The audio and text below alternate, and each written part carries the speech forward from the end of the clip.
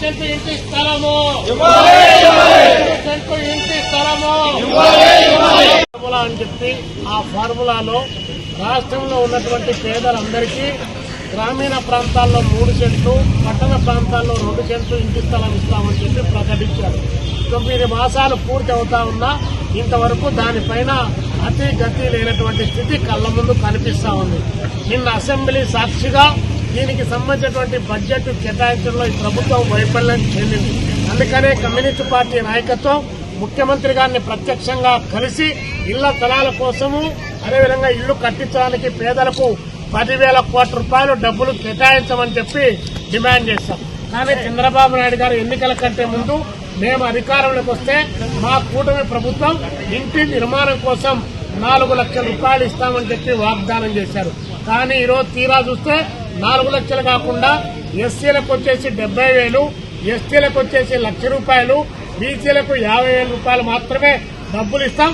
అది కూడా ఇప్పుడు కొత్తగా మేమిచ్చేటువంటి నిర్మాణం కోసం కాదు, గతంలో ఆగిపోయినటువంటి దానికోసం మేము ఇస్తున్నామని చెప్పి ప్రకటిస్తా ఉన్నారు.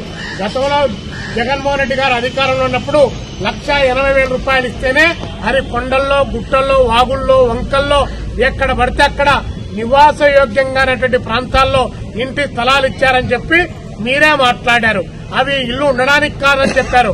అగ్గిపెట్టెలతో మీరు ఇల్లు పోల్చారు. ఈ రోజు మేము అధికారంలోకి వస్తే ఇన్ని స్థలాలు ఇస్తామని చెప్పి ప్రకటించి తీరా ఇప్పటికి వచ్చిన తర్వాత మేము ఇల్లు లేనటువంటి వాళ్లకు మాత్రమే ఇస్తామని చెప్పారు. అంటే గత ప్రభుత్వం 32 లక్షల మందికి, అది ఏ పద్ధతిలో అయినా కానీ కొండల్లోనో గుట్టలోనో 32 లక్షల మందికి ఇచ్చారు. ఇంకా మీరు ఎవరికి ఇస్తారని అడుగుతా ఉన్నాం. ఈ రాష్ట్రంలో మీరు ఒక 5,000 మందికి ఇస్తారా, కొన్ని మీ పార్టీ కార్యకర్తలకు ఇస్తారా? అంటే మీరు చెప్పినటువంటి వాగ్దానం నుంచి పక్కకు వైదొలుగుతున్నారు.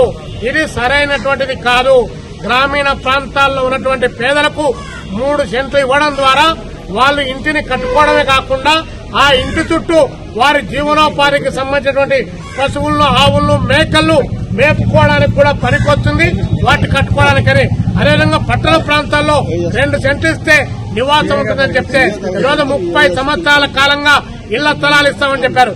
ఇదే చంద్రబాబు నాయుడు గారు 2014లో ఈ రాష్ట్రంలో గుడిసె రహిత రాష్ట్రాన్ని నేను తయారు చేస్తానన్నాడు. కానీ గుడిసె రహిత రాష్ట్రం ఆ 5 సంవత్సరాల్లో కాలే. ఇప్పుడు మళ్లీ అసెంబ్లీ సాక్షిగా డైవర్షన్ స్కీమ్ తీసుకునేటువంటి పద్ధతిలో తయారైన నేపథ్యంలో భారత కమ్యూనిస్టు పార్టీ సిపిఐగా ఈ రాష్ట్ర ప్రభుత్వానికి విజ్ఞప్తి చేస్తున్నాం. చంద్రబాబు నాయుడు గారు, మీరు ఏరు దాటేంత వరకు ఏరు మల్లన్న, ఏరు దాటిన తర్వాత డాష్ మల్లనేటువంటి పద్ధతిలో మీ వ్యవహారం కొనసాగిస్తే ఈ ప్రజా ఉద్యమాల పదగట్టల కింద మీ ప్రభుత్వం నలిగిపోతుందని చెప్పి ఈ సందర్భంగా తెలియజేస్తున్నాం. అదేవిధంగా గిరిజనులకు పోడు భూములకు సంబంధించినటువంటి పట్టాలు ఇవ్వమని చెప్పి మేము అడుగుతా ఉన్నాం. సంవత్సరాల తరబడి 170 కోసం కొట్లాడినటువంటి పార్టీ భారత కమ్యూనిస్టు పార్టీ.